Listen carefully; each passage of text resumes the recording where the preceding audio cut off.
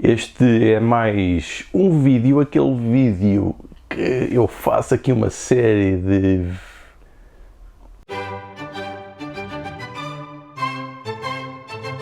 Olá pessoal, aqui Miquel Sousa do canal Jogos no Tabuleiro. Este é o vídeo de autopromoção, autoelogios, porque quando nos promovemos e falamos de nós acabamos sempre por nos estar a elogiar, porque falamos sempre das coisas mais simpáticas e isto não é exceção, mas convém admiti-lo já. Neste vídeo então vou falar das coisas que aconteceram este mês, das coisas que eu fui fazendo relacionadas com jogos e daquilo que foi acontecendo também aqui no canal, porque neste momento tudo se interliga e tudo se conjuga. Então neste mês de dezembro que passou eu estive no, e isto vou ter que ler porque o nome é complicado, no Rensselaer Polytechnic Institute, num seminário de Games and Praxis, em que estive a convite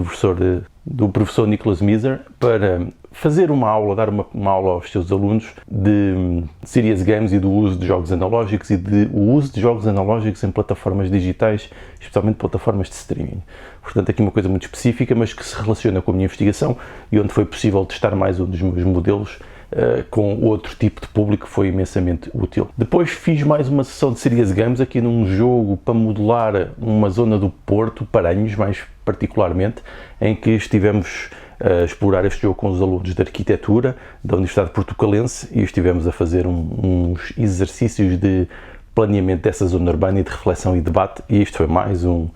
processo para a minha investigação também e para o trabalho que eu tenho feito de processos de planeamento auxiliados por jogos. Depois neste mês saíram 2 artigos no Diário de Leiria, onde eu tenho uma coluna quinzenal e desta vez eu decidi falar de jogos e falei de um jogo que existe no Castelo de Leiria, que está numa das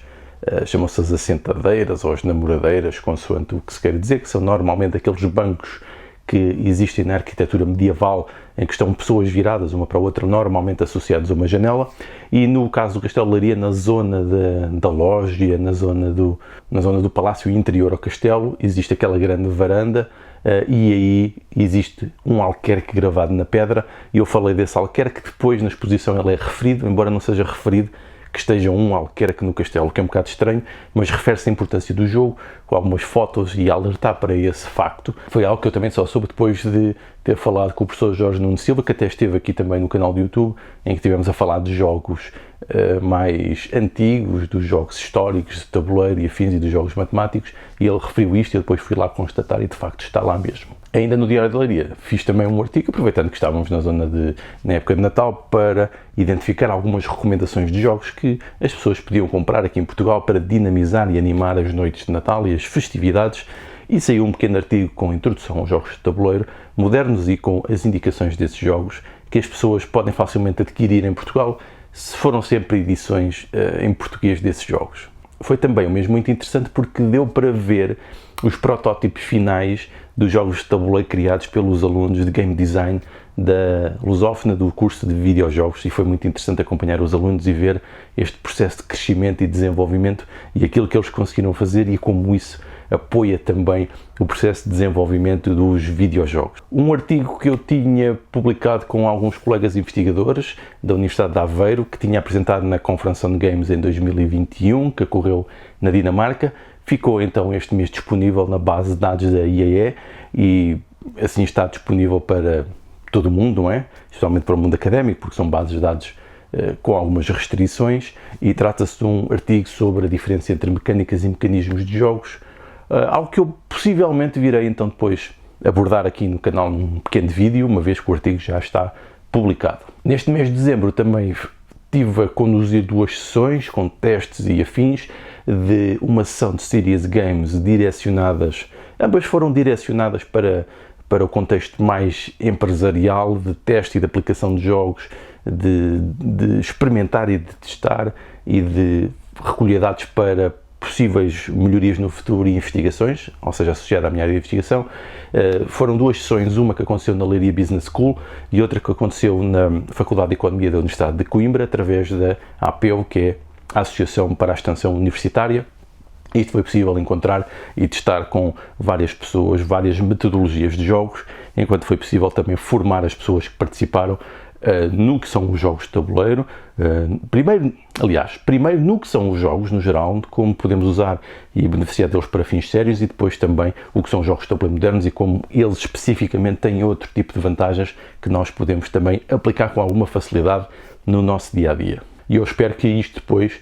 seja, e em princípio será, a base para depois mais publicações e mais reforço da investigação que estou a fazer em curso. Uma coisa muito curiosa também foi a participação num júri de avaliação das provas do Mateus, um aluno da Universidade Federal do Paraná, que foi convidado pelo seu avaliador, pelo presidente do júri da mesa de avaliação do trabalho final de curso, porque ele tinha criado um jogo de tabuleiro moderno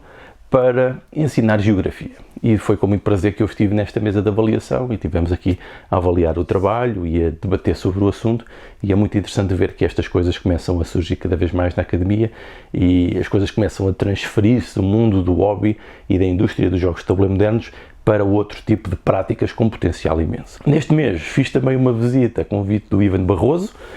à aula de Game Design do curso de Jogos Digitais e Multimédia do Instituto Politécnico de Leiria, e foi uma oportunidade para recolher mais alguns dados, para testar mais algumas coisas, para expor aos alunos como eles podem aprender com alguns elementos de jogo, de desenvolvimento de jogo analógico e elementos de design de jogo para então suportar e ajudar a fazer os seus próprios jogos digitais. Foi assim uma visita super intensa, que em 4 horas tivemos quase 90 alunos a jogar várias coisas, a debater e a refletir sobre o assunto e depois a apontar caminhos futuros de desenvolvimento e destas abordagens híbridas entre o analógico e o digital. Este mês ainda,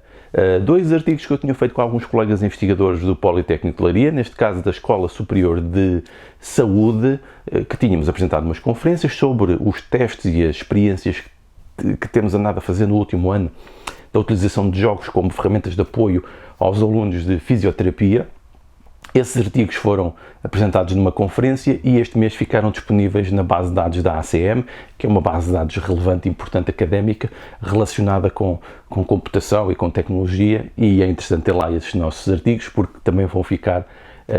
disponíveis para muitas pessoas agora, e foi muito interessante ter isto concretizado. Este mês de dezembro foi o mês de Natal e passagem de ano. A Devir ofereceu-me um jogo, penso como ofereceu a maior parte dos criadores de conteúdos, e foi um jogo que criou bastante expectativas, era um jogo que eu queria ver, foi o Bitoku, e portanto